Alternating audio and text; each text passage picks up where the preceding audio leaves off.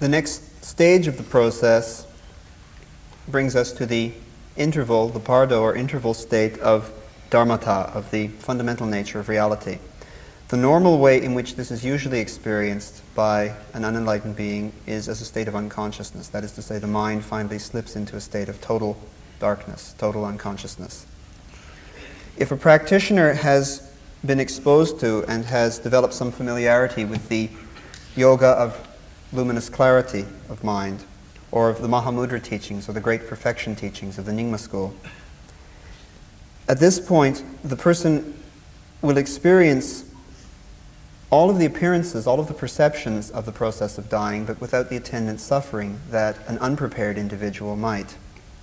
It will be rather like sitting in a car or a bus and taking a trip and watching the scenery go by. That is to say, you take note of it as it goes by, but you don't react to it in any emotional way necessarily. It simply passes in front of your eyes and is noted as so doing. And in the same way, a person who has this stability of practice and this insight into the nature of mind will go through the stages of dying, but will not experience the same kind of emotional quality of suffering and pain that an unprepared individual would.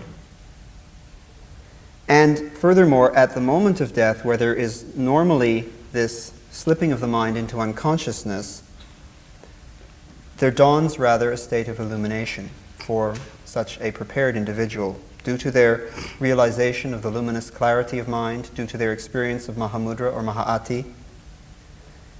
They experience rather what is similar to the turning on of a light when the sun sets. That is to say, when one kind of illumination disappears, you replace it with another kind of illumination, and there is no darkness that ensues.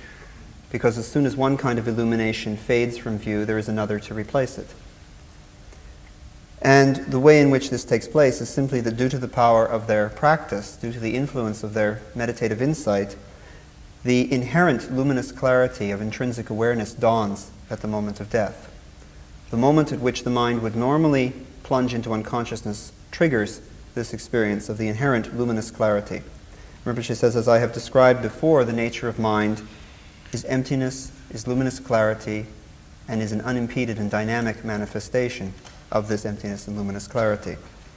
And so it is possible for the bardo, the interval state of dharmata, of the fundamental nature of reality, to be experienced not as a state of unconsciousness, but as the dawning of this new kind of illumination, the inherent luminous clarity of mind.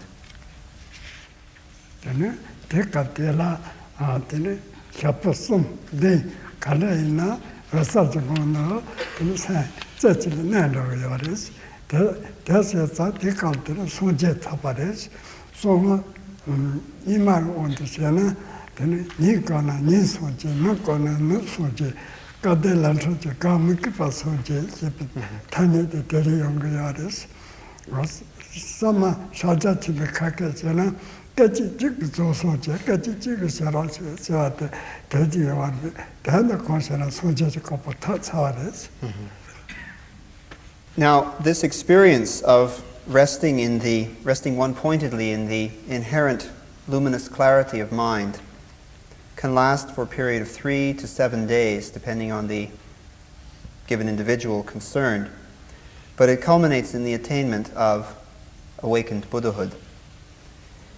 In the Nyingma tradition, the ancient tradition of the great perfection teachings, or Mahāti teachings, there is often a quote which is referred to in the teachings that through this system, if you meditate in the morning, you attain enlightenment in the morning. If you meditate in the evening, you attain enlightenment in the evening. You even attain enlightenment without meditating. The point is that there's this instantaneous realization. In the Sarma, or new schools of Tibetan Buddhism, through dealing with the Mahamudra approach, there's a similar quote from one of the root texts which states that in a single instant you are completely awakened as a Buddha. In a single instant you understand the difference, that is to say the difference between samsara and nirvana. In either case, regardless of how we choose to describe it, there is the experience of awakened Buddhahood.